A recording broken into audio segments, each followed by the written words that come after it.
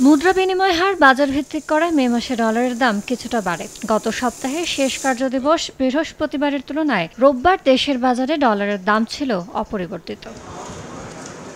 বাংলাদেশ ব্যাংকের তথ্য বলছে, এদিন দেশের মুদ্রা বাজারে ডলারের সর্বোচ্চ দর ছিল ১২২ টাকা ৯০ পয়সা এবং সর্বনিম্ন দর ১২২ টাকা ৮০ পয়সা। গড় বিনিময় হার ১২২ টাকা ৮৩ পয়সা। তবে দেশের মুদ্রা বাজারে বেশিরভাগ মুদ্রার দাম বেড়েছে। এর মধ্যে ইউরোর বিনিময় হার ১৪৩ টাকা ৯০ পয়সা, ব্রিটিশ পাউন্ড ১৬৮ টাকা ৪০ পয়সা, অস্ট্রেলীয় ডলার ৮০ টাকা ১৮ পয়সা, সিঙ্গাপুরি ডলার ৯৬ টাকা ২১ পয়সা ও ভারতীয় রুপি ১ টাকা ৪৩ পয়সা। কমেছে চীনা ইউয়ানের দাম, বিনিময় হার ১৭ টাকা ১১ পয়সা।